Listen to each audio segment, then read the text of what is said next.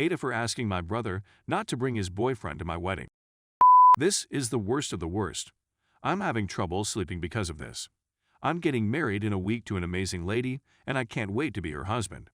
My brother is, but my family is unaware. Only my parents and I are aware. I come from a really old-school conventional family. Therefore, the older generation, grandparents and certain aunts/uncles, still think in the past century, while the younger generation, cousins/siblings, are open-minded and live in the present. Really, my brother has been dating his boyfriend for 6 months now, and he's fantastic. I'm so glad my brother met a good person. But it's a bit of a secret since he hasn't informed my family that he's. I've been urging him for years that he should come out since I know how much it bothers him, and I believe it would make him feel better not to conceal any longer, plus I'm sure a few family members already know. But he disagrees since he knows that a portion of the family will not accept it and that there will be a lot of turmoil. I view it the other way around. The sooner you realize who the fools are, the sooner we can take them out of our life. I don't want anybody in my life who doesn't accept my brother's. Anyway, that's his choice, not mine. Therefore, he won't say anything for the time being. Until a few weeks ago, when he mentioned bringing his girlfriend to my wedding. To be honest, I wasn't expecting that. So he went from 0 to 100 in a matter of seconds. Obviously, if it were any other occasion, I would be supportive. But I don't believe my wedding day is the appropriate time to do so. Consider all the drama, gossip, and nonsense that would ensue.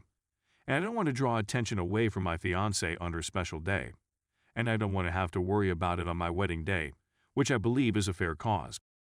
When I asked him why my wedding day, he said that he wants to celebrate love with the two people he cares about the most, me and his partner. This is really painful.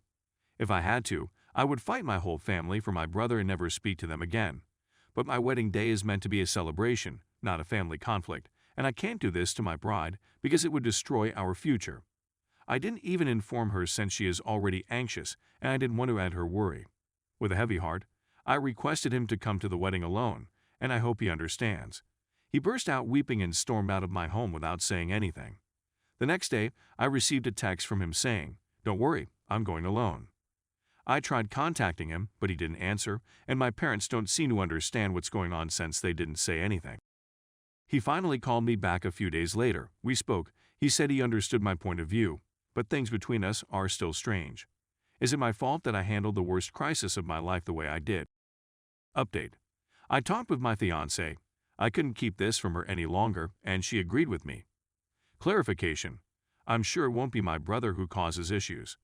The issue would begin with some aunt/statements, uncles, and glances. It doesn't matter. We're spending a lot of money on this wedding. We've been planning it for a long time, and my girlfriend has poured her heart and soul into it. I don't want to witness my bride or mother weep or some jerk uncle criticize my brother. Every other day of my life, I will back my brother's choice to come out. Even at the wedding, I'd undoubtedly protect him. However, the point is, not at the wedding. My brother is not that either. No, not at all. Story 2. AITA for choosing a lower-paying job without consulting my husband first. I, a 28-year-old girl, just quit my employment of 2 years. I applied for a couple jobs and received 2 offers, one of which was for a lesser wage. The lower-paying job was my ideal job, whereas the other was not. I informed my husband Sean, M28, about the ideal job, and he was thrilled for me. We didn't go into too much detail, but he was aware about the second job offer, and he advised me to accept the interview and see how it goes. The interview went well, and I took the position. When Sean asks how things are going and checks over the papers I previously signed, I'm filling out important paperwork. Before mentioning how much more the other job offered, he questioned if this is how much I'd earn. I responded sure. He claims that his job pays more than this and wonders why I would take this offer when the previous one was better. I told him I liked the setting, that it was my ideal job, that it had wonderful perks, and that the hours were significantly better. He informed me that we don't always get to choose occupations just because we enjoy them, and that it was not sensible to choose a lower-paying career for that reason. He informed me that I should have spoken to him first, that this was a choice that affected both of us, and that I was prioritizing my wishes above our needs. I told him I informed him about the interview, but he said it was a lame excuse. He didn't think I'd select a lower-paying job, but he didn't want me to regret not investigating the chance, so I didn't have any what-ifs. He then brought up our college debts, both attorneys, and how he was actively trying to pay off his while I wasn't. AITA for making this choice without consulting with my husband. $80,000 was my previous salary. The first employment offer was for $73,000. Salary for the second job offer, $220,000. Edit. To explain why I'm torn and feel the need to inquire. My husband would not have been angry if I had taken job 2 without his approval, which is why it was only because of the poor income. I mistook his enthusiasm for the interview for consent, although I did assure him that things would proceed rapidly. I was lucky to have my parents pay off a major chunk of my college debts, which are no longer a burden on my spouse owing to the prenup. My spouse believes I'm not taking the effort in repaying my college debts. I was lucky to receive assistance from my parents, who also contributed $50,000 to his school debts as a wedding gift. Since I graduated, I've been paying payments. We split all expenditures 50/50 and have a prenup, so he isn't burdened by my alleged debt. Story 3. AITA for not wanting to live with my sibling once I've moved out. I've been planning my future since I was 14, daydreaming about every aspect. I want to acquire a school bus and remodel it into something suitable for me so that I may travel alone with my cat, so that we may live the life I've always desired. But there's a problem. From the age of 14 until the present, I've been required to care for my elder sister. My brother suffers from dependent personality disorder, and I am the dependent person, or rather the carer. I was happy with this, despite the fact that it practically deprived me of my whole childhood since I was assisting my sister.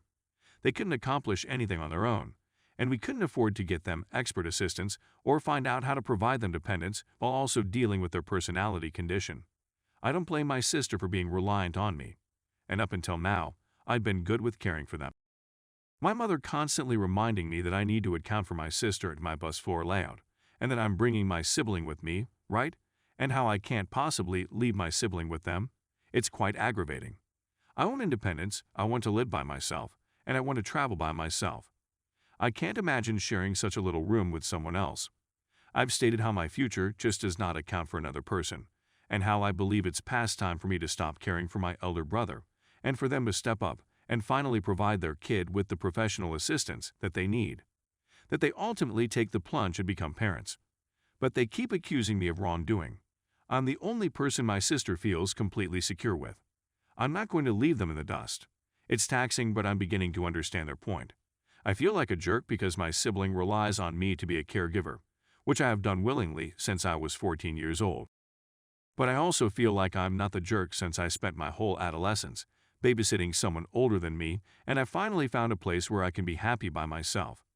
I should be allowed to live my life without being pushed into a caretaker position that exists only because my parents refuse to step up and do their duties.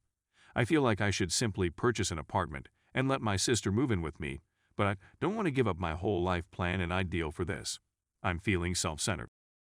Update. I have a job, but I've spent most of my money on paying my parents to assist with expenses. I'll check if I can obtain a raise since I work in a stereotyped low-wage job for adolescents. If I get it, I won't tell my parents and will use the difference to get to my bus stop. I'll obtain it without their knowing once I'm able to purchase it, and my closest friend has agreed to let me store the bus at their home while they renovate since they understand my predicament. I'll accomplish this in secret under the guise of spending time with a buddy. While really remodeling the bus into a house, this will undoubtedly take some time for me to finish due to the purchase and renovation. It will most likely take me a year, but once completed, I want to give my family a week's notice that I will be leaving. If all goes as planned, I'll be able to complete my bus discreetly, giving them some time to take up as parents or get expert support for my sister.